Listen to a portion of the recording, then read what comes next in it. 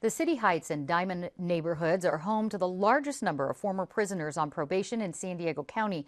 Now a local program called Coming Home to Stay is helping ex-cons navigate back into society with one-on-one support. And a recent Sandag report confirms it's working. During the 12-month period immediately following participation in the program, 63% were not rearrested, and the remaining 37% rearrest rate was lower than former inmates not in the program.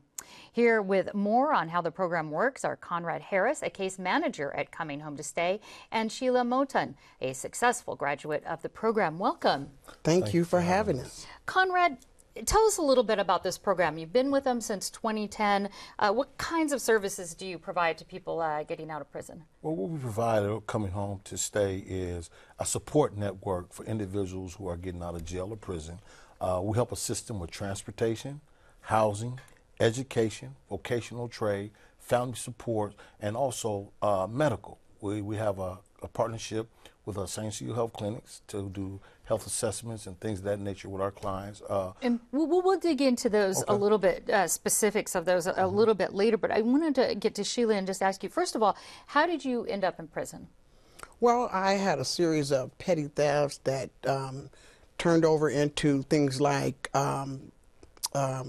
commercial burglary and things of that nature. I went from doing county time to doing actual prison term. And you were doing that because you were... It was driven by drug addiction that I had at the time.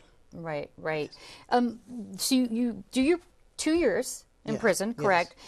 And then you get out. And what were your fears getting out as far as reintegrating into society or getting a job? Well, one of my biggest fears was that I wouldn't be able to stop using. And then the other was a place to live, you know, whether I would be accepted, you know, by my family, whether I'd have the kind of support that I would need to get back on my feet, and things of that nature. And your fears were what basically, Conrad, in this program, the Coming Home program found, right? These 6 specific areas that can interfere or be a barrier to rehabilitation.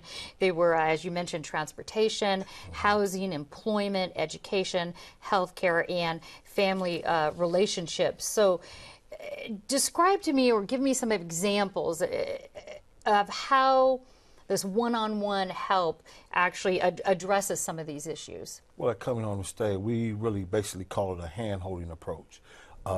We give referrals and we make recommendations to our clients as far as an assessment and a life plan.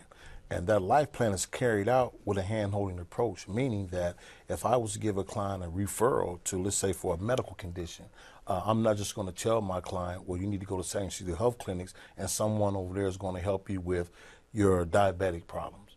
No, I'm going to actually call St. Cecile Health Clinics, get in contact with my contact person over there, schedule the appointment, and then I'm going to get with my client and let my client know, here's a referral form. You're going to St. Cecile Health Clinic. You're going to meet with Raphael at 11:30. So there's no anxiety or anything like that when a client goes into the building. Very, very specific hands-on help. That's it's clearly very successful. Now, Sheila, let's talk about jobs, because that's one of the main things. You get out, you're a felon, or what happened with you with your job? You were given an opportunity to start work. Well, Coming Home to Stay presented a situation where I could do some volunteer work where I received a stipend in the beginning. A low one? Yes, $50 a week. But at the time, that was like, you know, $50,000 to me. And it was a wonderful thing that someone trusted me to handle money, to greet people and talk with people, and most of all, that I was being trusted with something.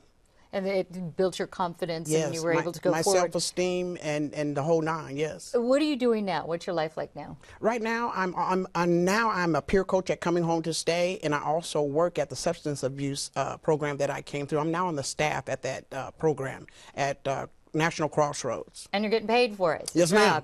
All right, Conrad. Success story right here, one of many. How does that feel? You've been with this program. I mean, it feels great to really, because I have a passion to do the work that we're doing, and every time an individual such as Sheila comes along and you see the result, the end result of this individual who came in and with one mind state, and now to look at her today, I mean, it's unexplainable. And again, I can't reiterate the success of it, which is really unheard of so far from what I've read. So thank you both so much for sharing your story with us. I want to let folks know that they can find out about the Coming Home to Stay program on our website, kpbs.org. But thanks again. Thank you so much for having us, Peggy. Thank you for having us. Thank you. Thank you.